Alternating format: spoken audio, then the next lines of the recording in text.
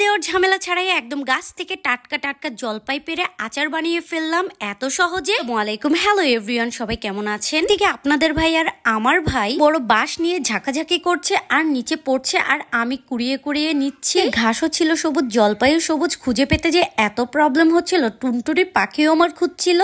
এতগুলো জলপাই আমরা পেরেছি। এখন আমি এই জলপাইগুলোকে সুন্দরভাবে, তুমি বড় বড় জলপাইগুলো বেছে এগুলো কেটে নিব সুন্দরভাবে। আমি যে আচারটা বানাবো এটা বললাম বড় বড় জলপাই নিলেই অনেক বেশি মজা হয়। আমি যে কাজটা করব, একদম পানিতে কিছুক্ষণ ভিজিয়ে রাখবো, যাতে করে ময়লাটা একদম খুব সুন্দরভাবে নরম হয়ে ভিজে যায়। তারপরে এইভাবে কচলিয়ে কচলিয়ে জলপাইগুলো ধুবো, করে জলপাইয়ের গায়ে কোনো প্রকারের ময়লা না থাকে। সে খুব সুন্দরভাবে ধুয়ে নিবে, না হলে বললাম একদম বালি বালি লাগতে পারে। বললাম জলপাইগুলো কাটার আগেই ধুয়ে নিয়েছি, জলপাইয়ের টকটা বের হয়ে না যায়। এর সাথে খাওয়ার জন্য এই জলপাইয়ের আচারটা বানাচ্ছি যাতে একটু টক আর ঝাল হয়, যাতে মিষ্টিটা কম হয়। তো খুব সুন্দরভাবে আমি সবগুলো জলপাই একে একে কেটে নিচ্ছি। তো মা এইভাবে অনেক আচার বানিয়ে খাওয়াতো, আর এখন আমি আমার মেয়েকে বানিয়ে বানিয়ে খাওয়াবো। আসলে অনেক বড় হয়ে গিয়েছি। এইভাবে করে আমি সবগুলো জলপাই কেটে নিব। হ্যাঁ, একটু ঘন ঘন করে কাটবেন, তাহলে বললাম একদম জলপাইয়ের ভিতরে খুব সুন্দরভাবে মশলাগুলো ঢুকে যাবে। অবশেষে জলপাইগুলো কাটা শেষ হলে আমি একটা প্যান নিয়ে নিব। প্যানের ভিতরে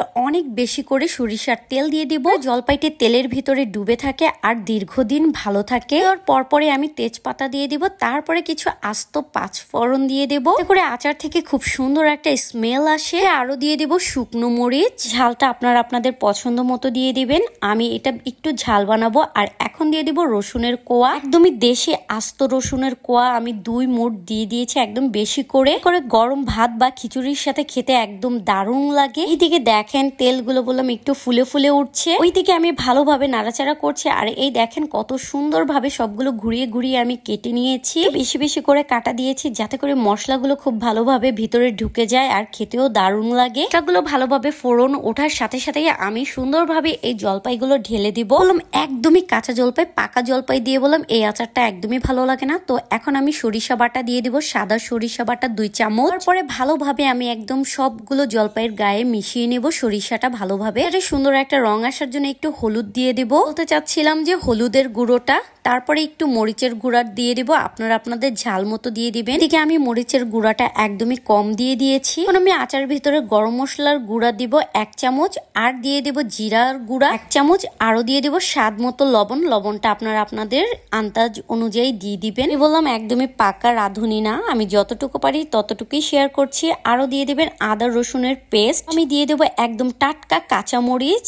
আমি মরিচের গুঁড়াটা একদমই কম ব্যবহার করেছি, কারণ এই মরিচের ভিতরে, বলতে চাচ্ছি কাঁচা মরিচের ভিতরে যখন জলপাই টকটা ঢুকবে একদম ভাত দিয়ে খেতে সেই রকম লাগে টেস্ট। তো এইদিকে জলপাই হয়ে গেছে, এখন ঠান্ডা হতে দিব। পরের দিন সকালে ঠান্ডা হওয়ার পরে আমি এই কাঁচের ঝাড়গুলোতে রাখবো। আর এইদিকে দেখেন আমার জলপাইয়ের আচারটা কত সুন্দর একটা কালার চলে এসেছে। একটা কথা বলতে ভুলে গেছি, আমি বললাম এটার ভিতরে ভিনেগারও ইউজ করেছি, করে অনেকদিন আচারটা ভালো থাকে। আর এই টেকনিকটা ফলো করলে আচারটা আরো বেশি ভালো থাকবে। একদম বয়মের গায়ে প্রথমে তেল দিয়ে ঘুরিয়ে ঘুরিয়ে নেবেন, করে বয়মের পুরোটাতে একদম তেলটা ভরে যায়, তাহলে আচার রাখলে আচার সহজে নষ্ট হবে না। এটা আমরা রোদে দিয়ে বানাইনি, আচারটা দীর্ঘদিন যাতে ভালো থাকে। কিছু টেকনিক ফলো করলে বললাম আচারটা অনেক ভালো হবে। বলতে চাচ্ছি ভালোও হবে আবার ভালোও থাকবে। হ্যাঁ, এই আচারটা খেতে বললাম একদম অসাধারণ। তো জলপাইয়ের সাইজগুলো এত বড় হওয়ার কারণে আমার একটা বয়মের জায়গা নিচ্ছিল না, তাই আমি আরেকটা বয়মের ভিতরে নিয়ে নিব। আর